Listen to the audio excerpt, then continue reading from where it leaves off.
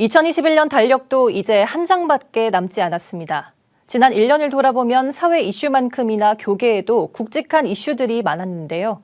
구티비 뉴스가 올해 한국교회를 뜨겁게 달궜던 이슈를 짚어봤습니다. 정성광 기자가 보도합니다. 올 한 해 우리의 일상은 물론 교회의 모습도 많은 변화들이 있었습니다. 구티비 뉴스가 그 어느 때보다 교계 안팎으로 주요 이슈들이 많았던 지난 1년을 돌아봤습니다. 코로나19 팬데믹은 2년째 우리의 일상을 크게 위축시켰고 정부의 방역 지침은 예배의 형태를 바꿨습니다. 정부가 11월부터 단계적 일상 회복을 추진해 교회는 잠시 동안 대면 예배를 재개했지만 확진자 급증으로 다시 제한을 받게 됐습니다. 이 과정에서 교계는 일반 사회시설과의 형평성에 문제를 제기했습니다. 형평성을 유지해달라는 겁니다. 이것은 이제 다른 업종보다 잘해달라는 얘기가 아니라 다른 업종들과 형평성을 유지해달라. 올해에는 보수 연합기관이 한 목소리를 내야 한다는 필요성을 느끼며 통합 논의도 본격적으로 시작했습니다. 하지만 한국기독교총연합회와 한국교회 총연합, 한국교회 연합 세 기관이 여러 차례의 교섭 끝에 서로의 입장 차이를 좁히지 못하고 연내 통합에는 실패했습니다.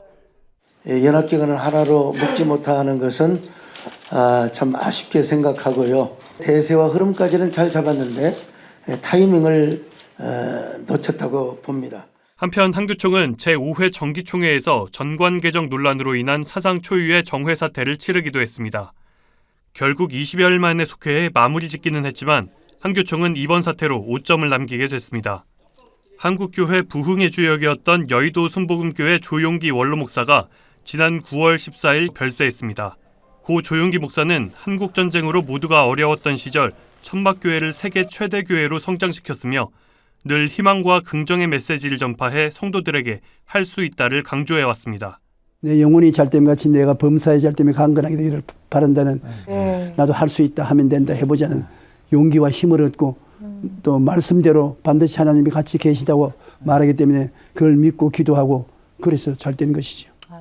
한국교회의 부흥과 세계선교의 역사를 쓴 고 조용기 목사는 자신의 목회 인생을 기적이라 정의하며 62년간 헌신했던 교회와 작별하고 영면에 들었습니다. 코로나19로 비대면이 일상화되면서 교회의 예배 방식에 변화가 있었습니다. 그중 온라인 예배나 신앙 콘텐츠가 새로운 목회 방법으로 자리 잡았습니다. 가상세계를 의미하는 메타버스는 교회 학교 교재와 온라인 모임, 세미나, 수련회 등 각종 영역에 활용되고 있습니다. 이런 기술의 활용은 예배에 참석하기 어려운 성도들에게 자유로운 예배 환경을 제공하고 새신자들이 새롭게 교회에 발을 들이는데 효과적인 수단이 됐다는 평가입니다.